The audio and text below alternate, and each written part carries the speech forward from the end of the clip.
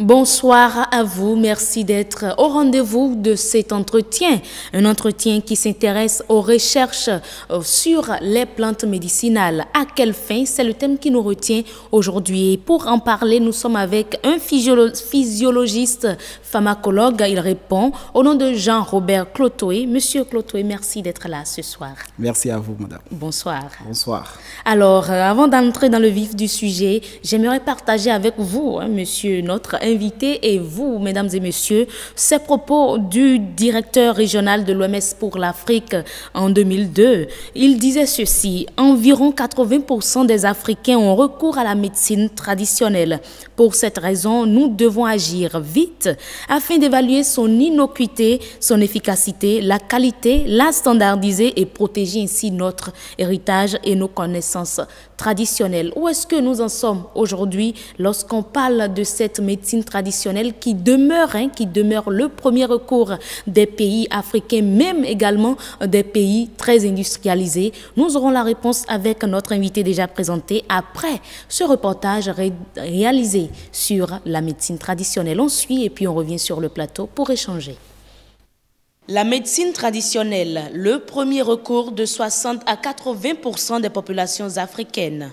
Ces chiffres émanent de l'Organisation mondiale de la santé et démontrent que les phytomédicaments ont toujours une côte d'enfer.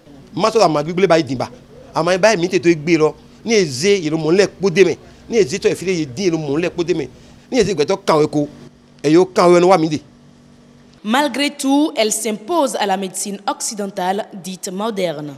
Les pays occidentaux ont déjà pu constater les limites de la science médicale moderne, qui, bien qu'ayant permis de nombreux progrès en matière de santé, n'a pas gagné tous les paris.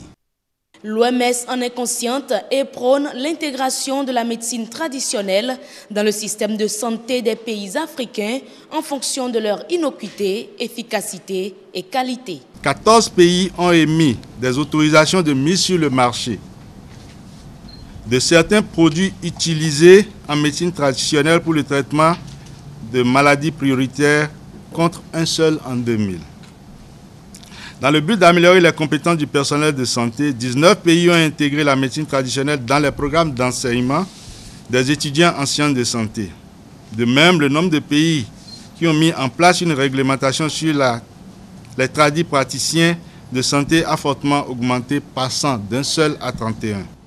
Cette disposition rend aujourd'hui possible la production en quantité commerciale des médicaments traditionnels standardisés. Au Bénin, des phytomédicaments sont déjà présents en pharmacie. Des agents de santé en prescrivent et la collaboration semble parfaite. Le soldat est matin tomo. Il a dit au Messi, il y a un bâti, il y a un faux. Et il dit, mais tu as mal à de tole. Il y a le soldat, il est tin, bon, il m'a mon coup d'aimer. De tole, nous plami, bon, plomi, et nous n'avons pas bon, nous damas, il est bon, ben, nous de tole. Médicaments améliorés. Ou au cours de la célébration de la 15e journée africaine de la médecine traditionnelle au Bénin, une bonne nouvelle est annoncée à ces praticiens. Nous allons implanter le centre de recherche de la médecine traditionnelle. C'est un des projets les plus importants. La volonté politique pour la valorisation de la médecine traditionnelle semble exister, mais des problèmes persistent. Les principaux problèmes qui empêchent d'aller encore plus loin concernent notamment les lacunes dans la réglementation des pratiques et des praticiens, ainsi que l'évaluation insuffisante de l'innocuité, de l'efficacité, de la qualité des pratiques et des produits sur la base de données factuelles. Des difficultés qu'il urge de résoudre afin d'atteindre la couverture sanitaire universelle tant souhaitée par l'Organisation mondiale de la santé. Mais pour l'heure, la présente remise de matériel horticole à l'Association nationale des praticiens de la médecine traditionnelle du Bénin et le lancement de 15 jours d'activité consacrent la célébration de la 15e journée africaine de la médecine traditionnelle. Voilà, vous avez donc suivi le reportage avec nous, mesdames et messieurs. On revient donc poursuivre les échanges avec notre invité, je rappelle qu'on a avec nous Jean-Robert Clotoé, physiologiste pharmacologue, pour parler des recherches. Et oui, les recherches, il le faut, d'autant plus qu'on a, avec le reportage, on a eu le point de tout ce qui est fait au Bénin, où est-ce que nous en sommes. Le directeur de cabinet du ministère de la Santé a annoncé l'installation du centre de recherche de la médecine traditionnelle. Qu'est-ce que ceux qui sont dans les laboratoires peuvent faire pour accompagner les tradithérapeutes? On a notre invité. Alors, Monsieur Jean-Claude Toué, déjà, lorsqu'on parle de la médecine traditionnelle, il y a un certain nombre de confusions qui s'installent. Pour certains, c'est la médecine douce. Pour d'autres, on parle de médecine endogène. C'est quoi la médecine traditionnelle concrètement? Ok. Et la médecine traditionnelle, il faut dire que c'est cette médecine qui repose sur les savoirs endogènes. Et c'est ce qui fera que d'autres parleront de médecine endogène. Mais c'est à différencier de la médecine douce. Il y a une différence, qui est une autre approche. Le terme médecine douce est beaucoup plus appliqué à un certain nombre de pratiques et qui se font en utilisant aussi des produits le plus souvent naturels dans le traitement. Mais la médecine traditionnelle, pour ce qui nous concerne ici en Afrique et plus précisément au Bénin, c'est cette médecine-là qui se fait sur la base des pratiques endogènes et qui repose pour l'essentiel sur l'utilisation des plantes médicinales. Alors, aujourd'hui, est-ce qu'on peut dire que la pratique, l'utilisation de la médecine traditionnelle, elle est sûre pour la santé? La médecine traditionnelle est-elle réellement sûre? Oui, c'est toute la Parce qu'à travers le reportage, on a fait l'éloge de la médecine traditionnelle. Mais dans le même temps, il y a également des informations qu'on reçoit, la vente de ces produits à travers les bus qui créent de l'intoxication, des personnes après consommation décèdent de ces produits-là, décèdent et tout. Est-ce que la médecine traditionnelle, elle est sûre? Ok, la médecine traditionnelle est-elle sûre? C'est toute la problématique qui s'oppose un peu à la valorisation de cette médecine. Alors, il faut dire que le contexte dans lequel on est, c'est un contexte où, au niveau des acteurs qui interviennent dans cette médecine traditionnelle, il y a un peu de tout. Voilà.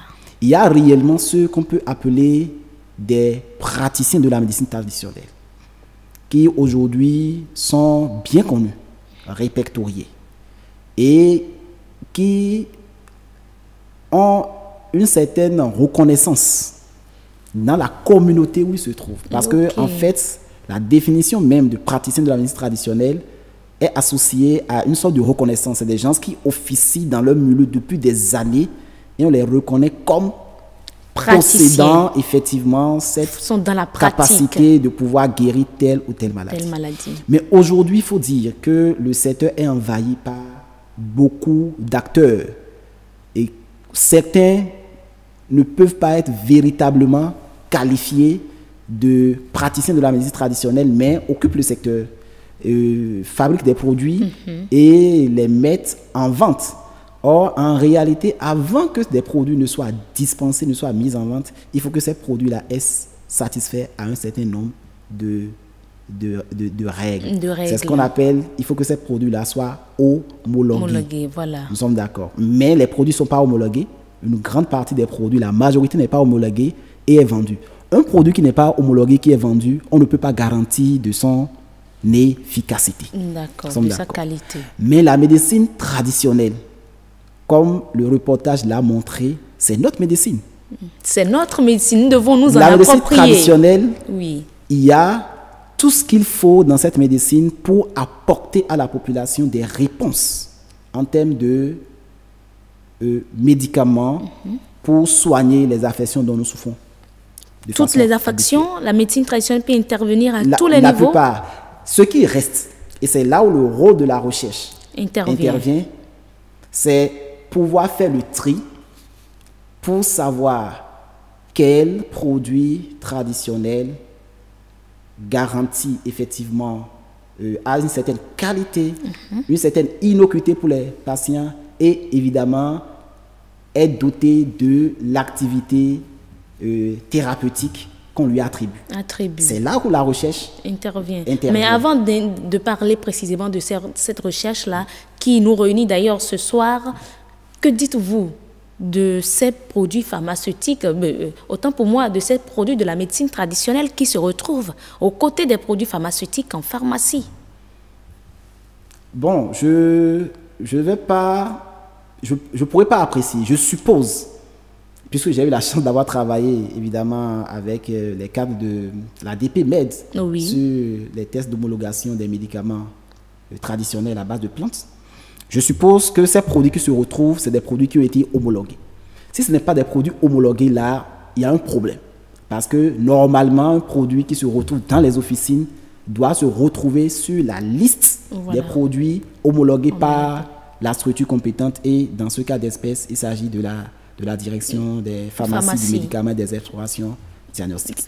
Bon, parlant alors des recherches, on a eu à travers nos recherches, on a eu à travers nos enquêtes, nos recherches sur la toile, que selon l'OMS, au niveau mondial, le marché de traitement traditionnel, quand on souffre de maladies, les traitements traditionnels ont atteint les 60 milliards de dollars aux États-Unis par an. Et en pleine augmentation. Ça veut dire que c'est aujourd'hui un marché vaste qu'il faut s'approprier, auquel il faut s'approprier, mais il y a la recherche qui s'impose. Quel est l'intérêt précisément de cette recherche-là pour pouvoir faire de la médecine traditionnelle toute une industrie?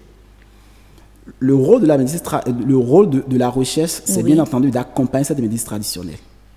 C'est de nous amener à effectivement prouver que certains produits traditionnels ont toute la sécurité, ont toute la qualité et ont l'innocuité qu'il faut pour pouvoir être utilisés en toute confiance par la population.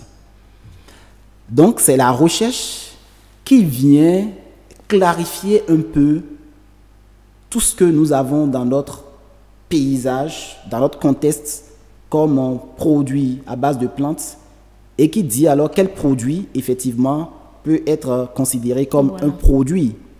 Nous sommes d'accord, remplissant les conditions qu'il faut et donc pouvant être mis à la disposition de la population, et quel produit, évidemment, doit être revu. Donc, mais là, c'est pour aboutir à quoi? À quelle fin? Comme le dit si bien le thème.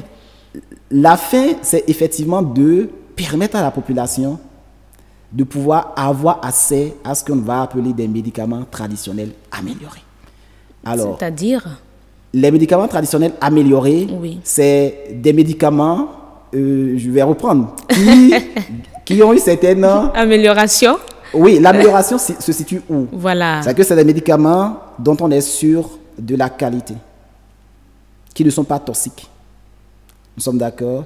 Et qui remplissent maintenant un certain nombre de critères, notamment en termes de présentation du produit, en termes de dose thérapeutique, en termes, voilà, des informations qui doivent exister sur le médicament pour qu'on puisse l'utiliser en ayant toute la garantie de l'action que ça procure, mais également si des effets secondaires doivent exister, qu'on puisse le savoir. Les notifier également. Alors, qui sont les acteurs de cette recherche-là?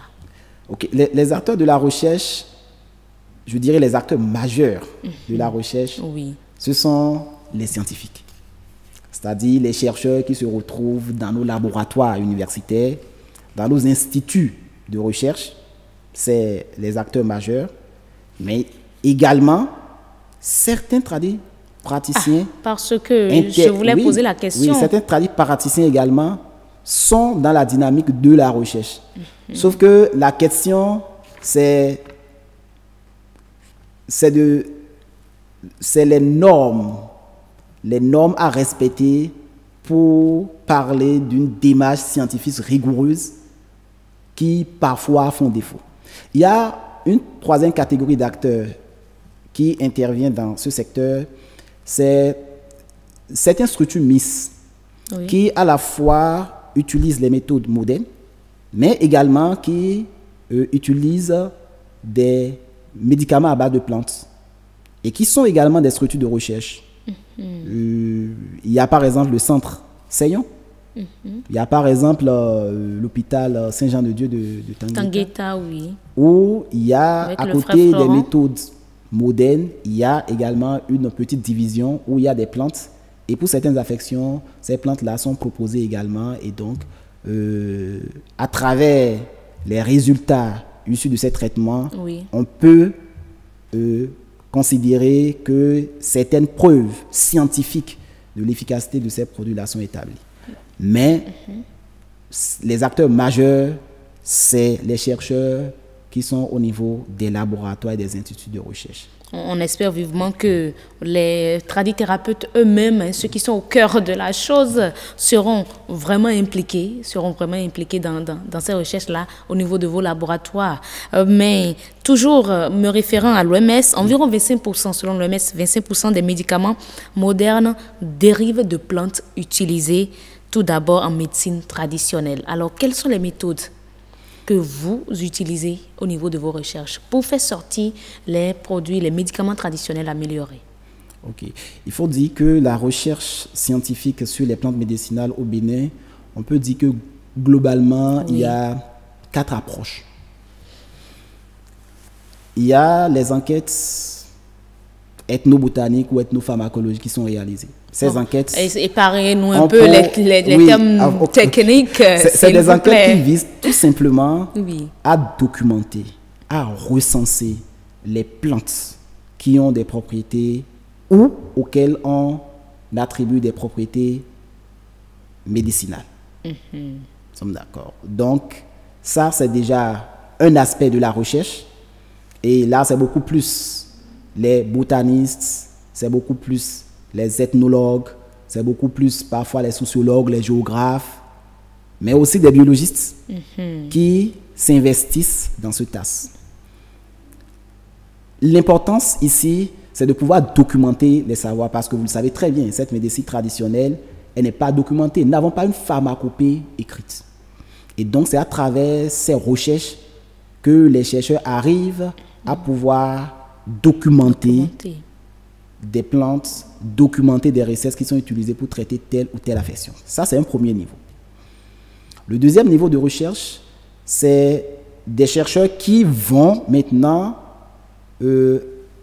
rechercher d'abord les grands groupes chimiques, c'est-à-dire on va dire la composition de ces plantes médicinales. Donc, c'est ce que nous appelons la phytochimie. D'accord. Donc, voir qu'est-ce qu'il y a comme molécules, famille de molécules contenues au niveau de ces plantes. Et ça dit que c'est là, vous, par exemple, vous intervenez? Pas encore. Ok. Donc là, c'est beaucoup plus les chimistes qui interviennent à ce niveau. Ok. En grande partie. Et vous allez comprendre finalement que la question de la recherche sur les plantes médicinales, c'est une question qui intéresse plusieurs disciplines. Et c'est l'absence d'un cas de concertation. C'est le fait que les recherches ne s'effectuent pas de façon concertée qui font que les résultats sont éparpillés. Et on évolue dans tous les sens sans jamais atteindre le but, celui de pouvoir effectivement aider les tradithérapeutes à pouvoir valider les produits qu'ils ont à leur niveau. Donc ça, c'est le deuxième niveau. Le troisième niveau, et c'est là où nous, on commence pas à intervenir, c'est des recherches qui visent à vérifier l'innocuité des produits à base de plantes ou tout simplement des extraits de plantes. Et je crois même que c'est ce qui intéresse plus les consommateurs. Est-ce que ce qu'ils consomment comme médicaments traditionnels est de qualité? C'est une partie des préoccupations, non seulement des consommateurs, mais également de l'OMS. Nous sommes d'accord. Donc, à ce niveau, les recherches visent donc à voir est-ce que les produits sont toxiques.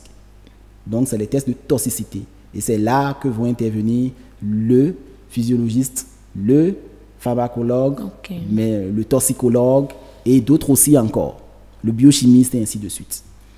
Alors, le quatrième niveau de recherche, là, on veut maintenant s'assurer que effectivement ces plantes-là ont ces propriétés thérapeutiques qu'on leur attribue, les propriétés thérapeutiques. Mais avant d'aller au niveau des propriétés thérapeutiques, on va d'abord vérifier de façon expérimentale sur le plus souvent des modèles soit des modèles animaux ou bien des tissus, on va vérifier que les propriétés pharmacologiques existent.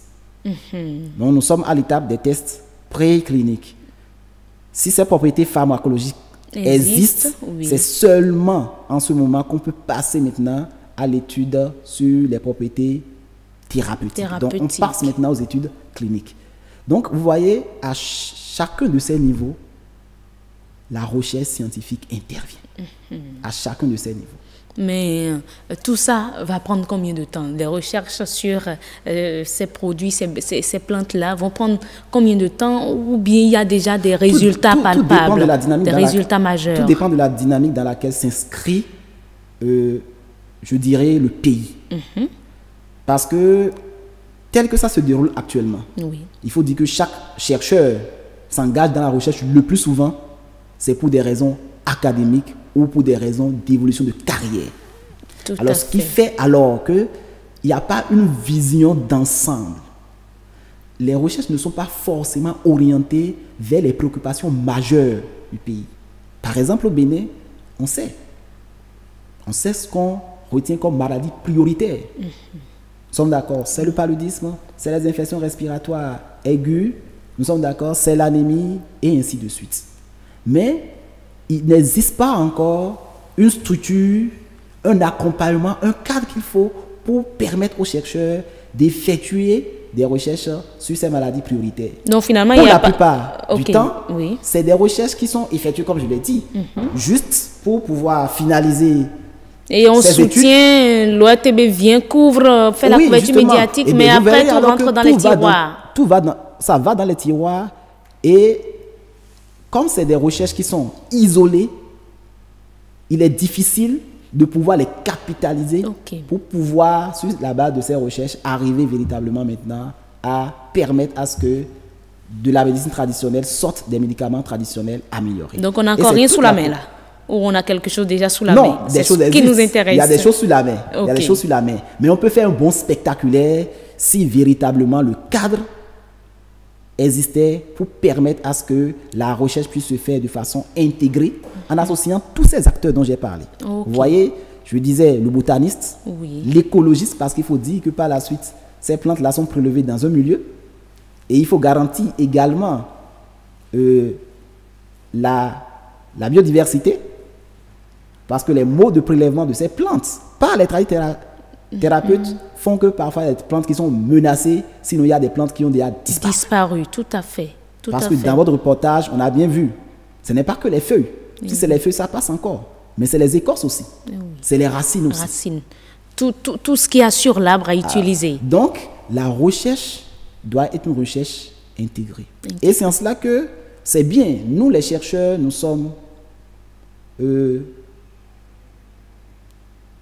qu'est-ce que je dirais? C'est une bonne nouvelle pour nous quand on nous annonce la création d'un centre de recherche de la médecine traditionnelle. Mais encore faudrait-il que ce cadre-là puisse être effectivement un cadre où on associe tout le monde. Voilà, tous les acteurs. Beaucoup d'acteurs interviennent dans le domaine de la recherche. Mais quelles sont aujourd'hui les limites de ces recherches-là? Les limites de la recherche, c'est ce qu'on a déjà commencé par dire. Oui. C'est des recherches qui sont effectuées de façon isolée. En termes de production scientifique, bizarrement, il y a beaucoup de production scientifique. Si vous vous amusez à aller, ne serait-ce que... Il y a un site qui a été nouvellement créé au niveau de l'UAC et qui recense tout ce qu'il y a comme production scientifique au niveau des chercheurs. Si vous allez sur ce site, vous verrez qu'il y a une grande quantité de publications qui sont sur les plantes médicinales. Sauf que l'approche que nous avons actuelle, ce n'est pas une approche qui nous permet de faire des bons. Nous faisons, je ne dirais pas du surplace, mais ça a tout l'air. Parce que chacun prend un petit bout, il développe à moitié et ne continue plus. Juste pour les besoins de... Voilà. Mais quels sont l'autre problème également, c'est la collaboration qu'on doit avoir avec les thérapeutes. C'est ce que je voulais, c'était ma question. Quelle est la collaboration qu'il y a? Parce que je sais qu'avec les médecins, ce n'est pas facile. Cette collaboration que l'OMS exige, surtout, je dirais exige, entre les médecins et les thérapeutes, peine à apprendre. Mais au niveau de vous, chercheurs et ces thérapeutes. Oui, il y a il y a des obstacles qu'il faut qu'on brise. Il y a des idées préconçues qu'il faut qu'on essaie de faire évoluer. Parce que le travail thérapeute, les plantes médicinales, c'est son gagne-pain. Eh oui. Et donc, généralement, quand le chercheur va vers le travail thérapeute pour avoir les recettes sur lesquelles il peut travailler, l'information n'est pas donnée. Le plus souvent, il y a des rétentions d'informations. Il a peur que ce que lui a eu à faire comme recherche, voilà, que vous prenez et vous allez vendre. Ils ont raison parce qu'en fait, il y a la question de la protection de la propriété. Voilà. Nous sommes d'accord, intellectuelle. Il y a un début de solution. L'OAPI a pu mettre quand même en place un cadre réglementaire pour la protection. Mais il faut dire que les thérapeutes ne sont pas suffisamment rassurés. Je pense qu'il faut qu'il y ait des cadres où réellement se retrouvent à la fois les chercheurs, mais également les thérapeutes pour que cette recherche puisse se faire non plus sur des plantes isolées, mais que les recherches se fassent directement sur les produits que les thérapeutes ont et que dans ce cas, on puisse très rapidement arriver à répondre à la question est-ce que le produit est sûr, est-ce que c'est de qualité et est-ce que ce produit-là est consommable, c'est tout. Est-ce qu'on peut Mais dire actuellement, que, ce n'est pas dans ce sens-là que les recherches se dirigent. Les chercheurs courent à la recherche des molécules, ils vont vers les molécules, alors qu'il a été démontré, d'abord, aller vers les molécules, ça prend du temps, énormément de temps. Nous sommes d'accord. Oui. Alors ici, ce qui nous intéresse, c'est les produits présentés par nos thérapeutes, même si c'est les totems de plantes, même si c'est une association de plantes, si ces produits-là sont sûrs, efficaces et de qualité, je pense qu'il va falloir que l'on puisse accompagner ça. C'est dans ce sens que la recherche devrait se diriger. Ce qui fait tiquer aussi le plus souvent, c'est que ces produits, on prend un seul produit, on dit que ça traite 200 maladies.